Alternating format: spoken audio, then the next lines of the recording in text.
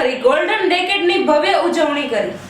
Gujarati film ઉદ્યોગની પ્રતિભા, સર્જનાત્મકતા અને સાંસ્કૃતિક વારસાને વૈશ્વિક મંચ પર ઉજાગર કરતી પ્રતિષ્ઠિત પહેલ જીફા ગુજરાતી આઇકોનિક ફિલ્મ એવોર્ડ્સે પોતાના 10મા વર્ષમાં પ્રવેશ કરી ગોલ્ડન ડેકેડની ભવ્ય ઉજવણી સાથે વર્ષ 2025 માટે કુલ 24 કેટેગરીના નોમિનેશન્સની સત્તાવાર જાહેરાત 6 ફેબ્રુઆરીના કરી હતી।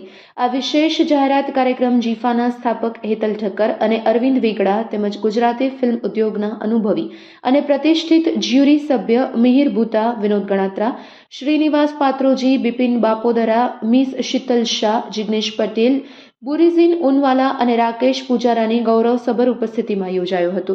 10 વર્ષના અવિરત સફળ સફરની ઉજવણી સાથે આ કાર્યક્રમ જીફાની સિદ્ધિઓ, વિશ્વસનીયતા અને ફિલ્મ ઉદ્યોગના યોગદાનને પ્રતિબિંબિત કરતો રહ્યો છે। જીફાના આ ગોલ્ડન ડેકેડમાં વર્ષ 2025 દરમિયાન રિલીઝ થયેલી 86 ફિલ્મમાંથી જીફામાં ભાગ લેનાર 72 ગુજરાતી ફિલ્મમાંથી પસંદ થયેલી શ્રેષ્ઠ કૃતિ અને પ્રતિભાઓને 24 કેટેગરીમાં નોમિનેટ કરવામાં આવી છે, જેમાં શ્રેષ્ઠ ફિલ્મ, દિગ્દર્શન, અભિનેતા અભિનેત્રી, સહાયક અભિનય, સંગીત, ગીત રચના, પાર્શ્વ સંગીત તથા વિવિધ ટેકનિકલ કેટેગરીનો સમાવેશ થાય છે।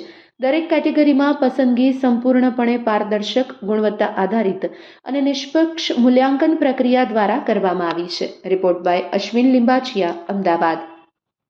નમસ્કાર, હું છું અરવિંદ વેગડા અને આજે આપ સૌ પ્રેસ મેવાળા મિત્રોને મળવા પાછળનો ખાસ આશય એ છે કે 28મી તારીખે જીફા 10મા વર્ષમાં પ્રવેશી રહ્યું છે। છેલ્લા 9 વર્ષથી અવિરતપણે ચાલતો આ ભારતનો એકમાત્ર ગુજરાતી ફિલ્મનો એવોર્ડ જે હવે 10મા વર્ષમાં પ્રવેશ કરી રહ્યો છે અને ઓલવેઝ કહેવાય છે કે બિગર દેન બેટર, એટલે એમ કહેવાય ને કે બેટર અમે લોકો કરતા જઈએ છીએ। દર વર્ષે આ જીફાની જે હાઇટ છે એ વધતી જ જાય છે। ગુજરાતી ફિલ્મનો ગ્રોથ જે પ્રમાણે છેલ્લા ઘણા બધા વર્ષોમાં આપણે જોઈ રહ્યા છીએ અને એની સાથે જીફા એટલે કે તમને ત્યાં ગુજરાતી ફિલ્મના એવું સેલિબ્રેશન કે જ્યાં આખી ઇન્ડસ્ટ્રી ભેગી થતી હોય છે, એક વર્ષની અંદર રિલીઝ થતી ફિલ્મોની અંદર કોમ્પિટિશન થતી હોય છે અને અલગ અલગ 30થી વધારે કેટેગરીઝની અંદર નોમિનેશન્સ થયા પછી એમાં વિનર આવતા હોય છે। એટલે ગુજરાતી ફિલ્મને દર વર્ષે એવા સ્ટાર મળે છે જીફાના થ્રુ કે એને આઈડેન્ટિફાઈ કરવાનું કામ અમારી જ્યુરી દ્વારા કરવામાં આવે છે અને એ વિશ્વાસ જીફાએ છેલ્લા 10 વર્ષમાં પ્રસ્થાપિત કર્યો છે અને આ વર્ષે એનો 10મો એવોર્ડ, 10મું વર્ષ જે છે એ 28મી ફેબ્રુઆરીએ નારાયણી હાઇટ્સમાં થવા જઈ રહ્યું છે। નામ Hetal Thakkar, president Gujarati iconic film award GIFA. GIFA છેલ્લા 10 વર્ષથી થાય છે અને આ વર્ષે જીફાની 10મી આવૃત્તિ છે।